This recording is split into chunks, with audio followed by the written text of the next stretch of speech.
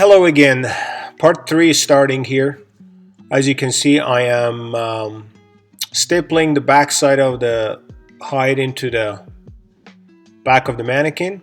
I use a lot of staples like close from one another because the skin is thin hair, and I like to use a lot of staples to keep them flat on the back of the mount, and then we can cut the excess off.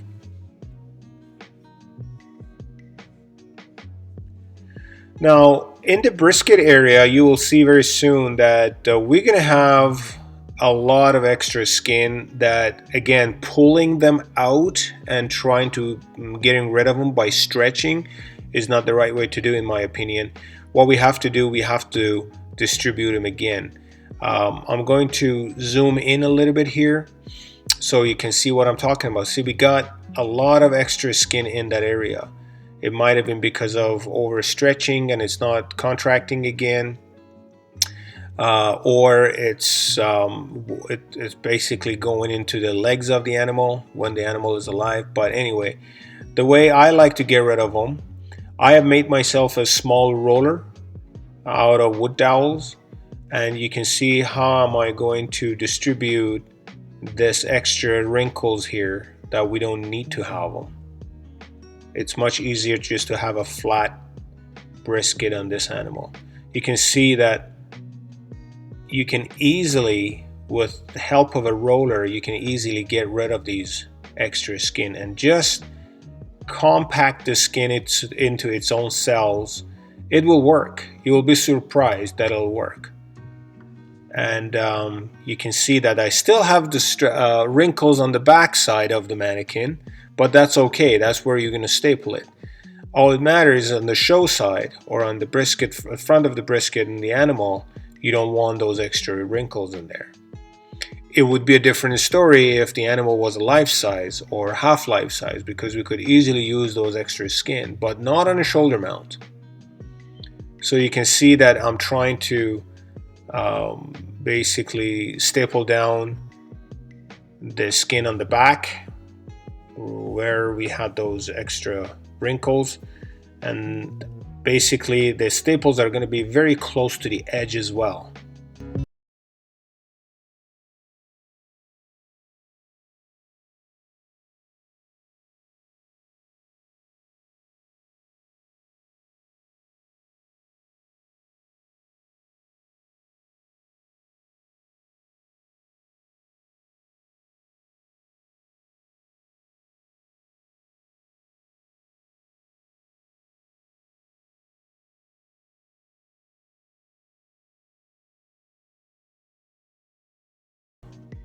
All out, and I'm trying to basically pull the skin around the horns.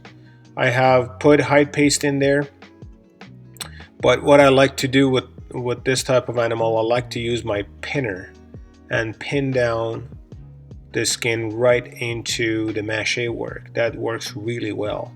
I have used brad nailers with short brads on the longer haired animal, like whitetail or mule deer, but on African animals, brads are a little bit too much. So I use my pinner.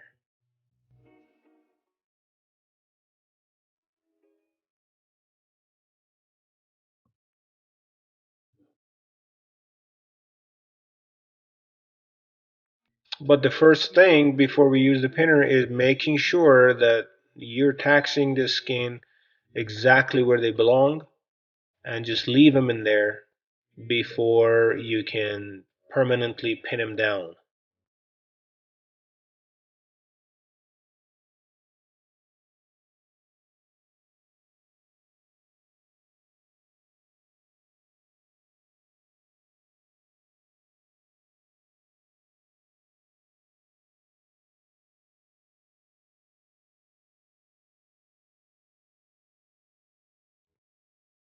There you go. I got my pinner going. Also, you got to make sure that your hair, basically the hair around the burrs of the horn, they're not tucked inside. So you make sure that with a pin or with a tool, pull all the hair out before you can pin them down, so no hair gets caught underneath the staple or the pinner.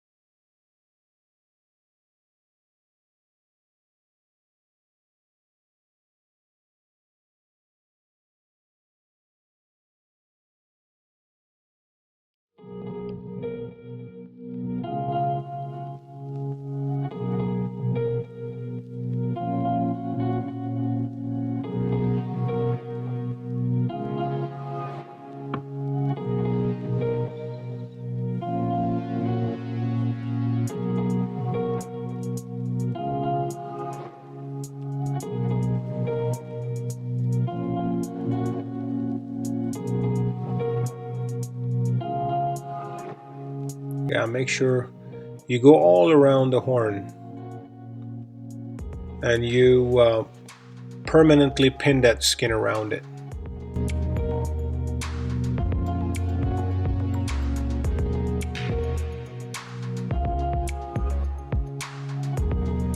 Okay, now it's time to work on the eyes and also the nose and the mouth.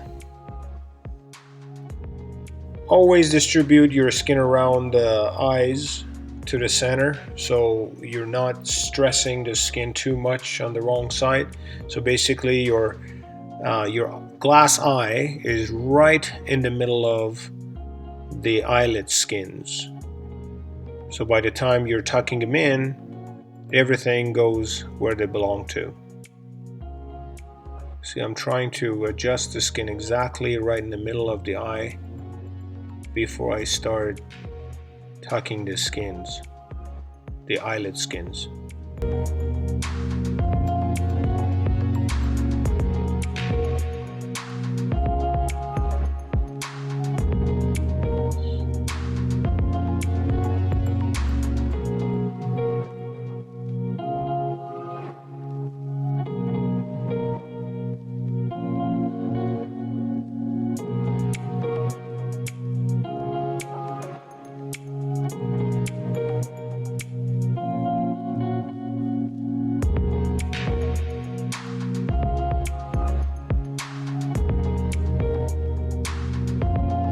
Slowly push your spatula on the eyelid skin against the eyes and slowly push it between the eye and the clay that you've built. Make sure that you can't see it in the video because of the zoom, but make sure that eyelashes are properly set on the top eye. On the top eyelid.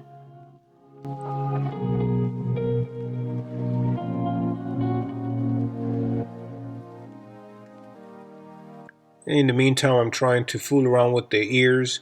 Ears need to be secured later on. I'm not sure if I videoed it or not, but we'll find out before the video is finished. You can use a longer rod or a thicker wire and push through the inside of the ears and leave them in there until they dry, and then you can pull that wire out for securing the ears. That's what I usually do. It's an old method that still works. Sometimes people like to tie their ears to the horns or the antlers with a string and to hold them where they want them to, but I like to push that wire into the mannequin and then pull them out later on. So anyway, I'm trying to work with the nose and the lips, which is no different than tucking any other big game heads. It's just different shape.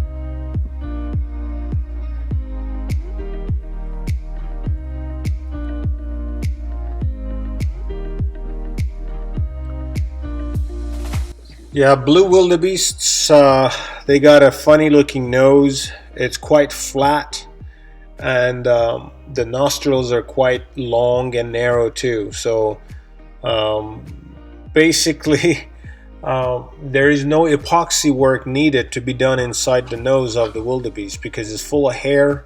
And by the time you tuck everything in and push your plastic, um, basically plastic bag that I use, when you push it inside the nostrils to make it basically sit fairly flat inside, by the time you're done, you don't see anything except a whole bunch of hair inside the nostril. So it works out quite well, and it's quite a bit easier and less work for finishing. Tucking the lips is no different than any other mammals that you've done before, if you've done any mammal work. So slowly you push your spatula on the lip skin and push it into the gap that we have created. I like to use my fish tool again as a lip tucker. It works perfectly good because of the shape and the teeth that it has. It works really good. It grabs onto the skin and pushes it inside the slot. Okay, folks, the video is coming to an end fairly soon. Thank you very much for watching. There's still a few minutes left, and I have also posted the finished project photos at the end of the video, just like the other ones. I hope you enjoyed it. There is a lot of different projects are coming along, some Africans and some North American mammals or birds. We're working on them, putting them on here on the channel for you to enjoy. I hope you liked the video. If you did, please hit that like button and subscribe and share the video with your friends. If you have any questions, please leave it in the comment area. All questions are going to get answered, and that way everybody will benefit from the question and answer. Otherwise, some folks have sent me some private messages. Please do not send me private message because I will refer you again back into the commentary of the YouTube, because this is the whole purpose of this thing is just to sharing our ideas with anybody else who is interested in this field. Please leave the questions and comments in the comment area. We will respond to every single one of them. Okay, we will see you next week with another project.